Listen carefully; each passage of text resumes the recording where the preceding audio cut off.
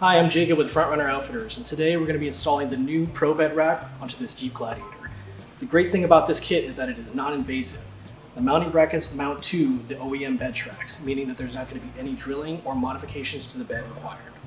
Now let's go ahead and take a look at the parts and tools needed for this installation. These are the parts you're going to be receiving in order to complete the installation. You will be receiving the Jeep Gladiator specific mounting brackets, upper and lower extrusions, front and rear rack legs, as well as the rear braces, top trusses, the rear finishing brackets, as well as the front diagonal braces. You will also be receiving this extended T30 Torx bit, as well as fitment guide in order for you to complete the installation. Here are the tools you're going to be needing to complete the installation. You'll be needing a 10 and 13 millimeter wrench, 10 and 13 millimeter sockets with ratchets, a 4 and 5 millimeter Allen socket or T-handles, the extended T30 Torx bit provided with the kit, as well as a drill. You will need bubble level, clamps, tape measure, anti-seize. Now you can also use electric power tools for ease of installation, but do take care to not over tighten any fasteners. Now let's go ahead and get started. We're going to start with pre-assembling the front and rear uprights off of the vehicle. We're going to take the Gladiator specific mounting brackets and loosely mount them to the uprights. We're going to also take the braces, loosely mount them to the uprights as well. And finally, we're going to loosely mount the top truss to the uprights.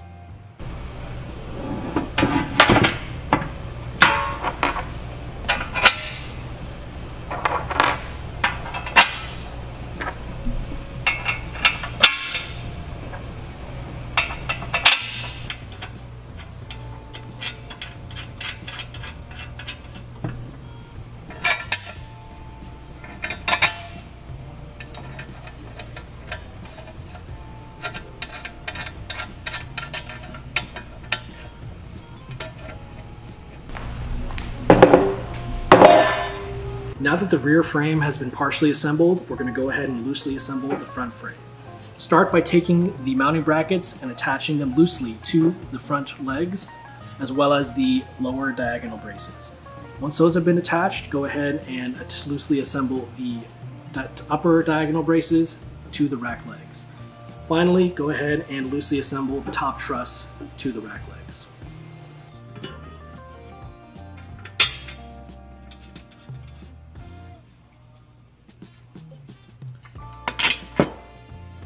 Now that the front and rear frames have been assembled, you can go ahead and install the stud plates and carriage bolts into the track. Start first by removing the end cap, and then you can go ahead and slide in the stud plates and carriage bolts.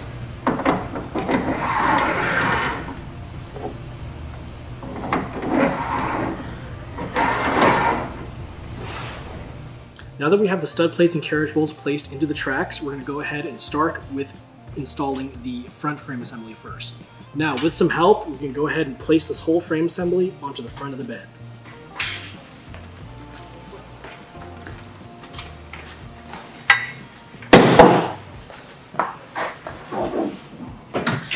Once you place the frame onto the side of the bed, make sure you line up the holes on the mounting bracket with the carriage bolts, and then expand the frame onto them.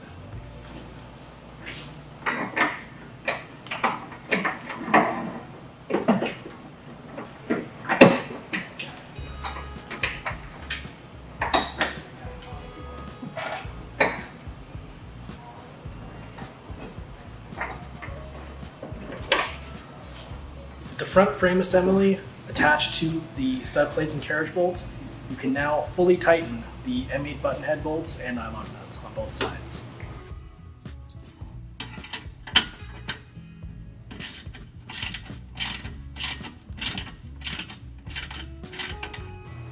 Alright, so we've got the lower button head bolts tightened down over here. We're going to go ahead and repeat the process on the other side.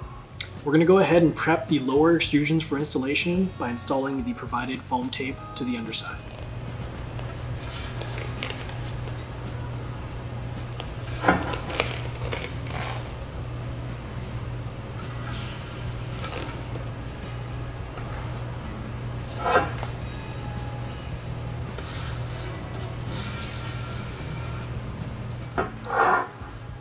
Once you have the foam tape installed, go ahead and take your tape measure and measure out the top of the brackets. Once you take the measurements from there, go ahead and transfer them onto the foam and trim it at those measurements.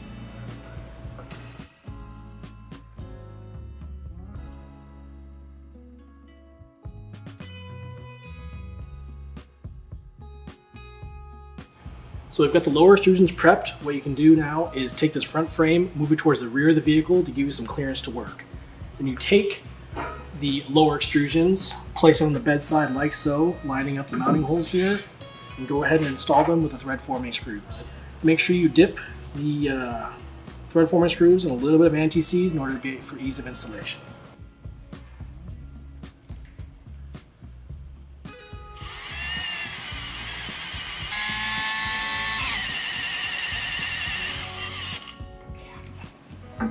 Okay, now you can go ahead and repeat this process on the other side. All right, so we just finished installing the lower extrusions. Now we're gonna go ahead and install the upper extrusions. Do take note of the orientation of the upper extrusions. If you need assistance, there are diagrams in the fitment guide.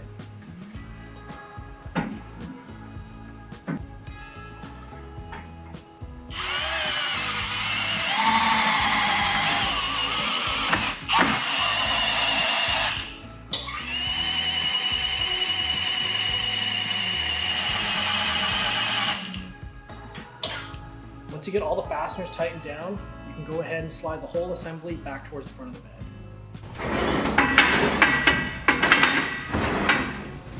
With the front assembly pulled all the way forward, we're now going to be able to install the rear assembly.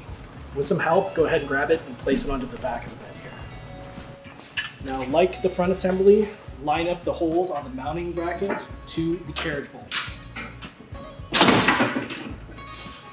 With the nylock nuts loosely threaded onto the carriage bolts, go ahead and slide the whole rear assembly as far back as you can. After that, go ahead and fully tighten down the nuts onto the carriage bolts.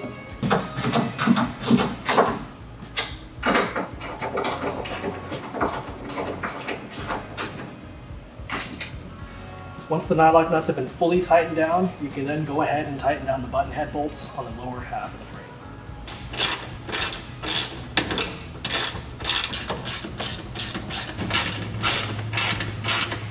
After you tighten down these bottom button heads, go ahead and repeat the process on the other side.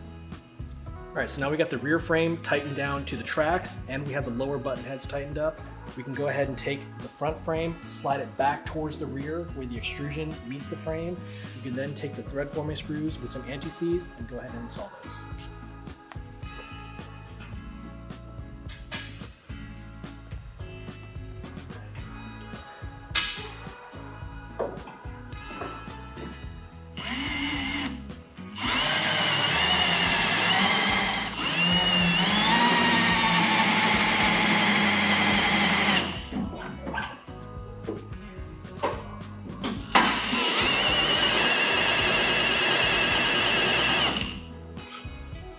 Okay, go ahead and continue this process on the opposite side. All right, so we've got the lower extrusions fully fastened down to the rear frames. We can go ahead and install all the upper extrusions with thread forming screws and anti-seize.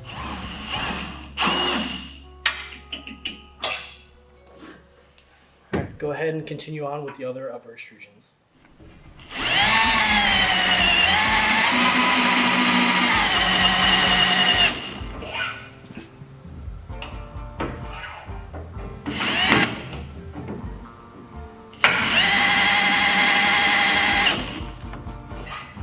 Now all the upper and lower extrusions are fastened down. The rack is now pinned. We can go ahead and tighten down the front mounts here at the tracks.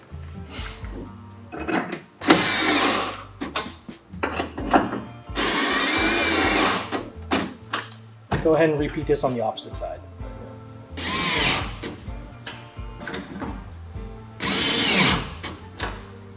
All right, so we've got the mounting brackets tightened down to the tracks. We've got all the extrusions, upper and lower, tightened to the front and the rear. Now it's time to go ahead and level out and tighten up the front diagonal bracelet. To do that, you actually take a bubble level, place it underneath, like so, and you can take some clamps, some wood clamps or something like that that'll be able to fit underneath, and go ahead and clamp it down.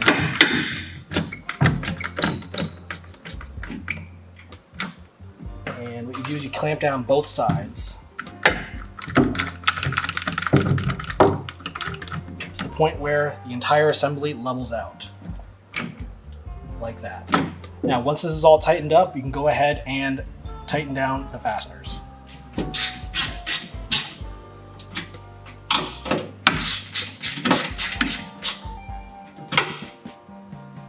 Okay, with these front fasteners tightened up, this assembly is now pinned in place. You can go ahead and remove the clamps in the level.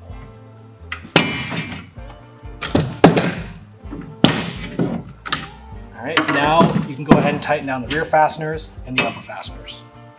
Okay, just a couple more items to tighten down. We're going to do the front and rear trusses. So first, we're going to have to do is center these up, and then we can tighten these down.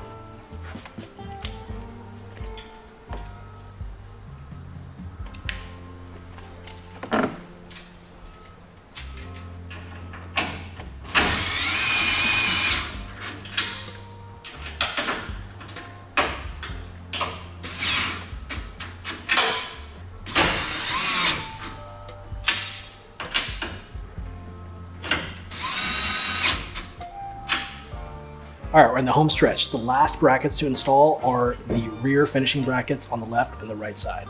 You take this and actually place it on the back like so, matching up the holes, and go ahead and loosely thread the button head bolts into there.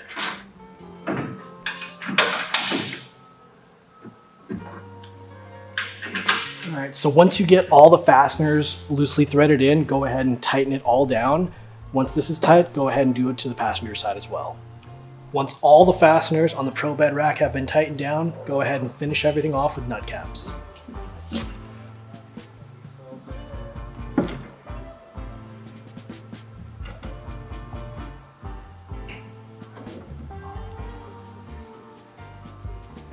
We've just completed the installation of the Pro Bed rack onto this Jeep Gladiator. The purpose of this video is to provide a visual aid for installation, but does not replace the fitment guide. We strongly recommend following the fitment guide and referring to this installation video when needed. Now get out there and find your adventure.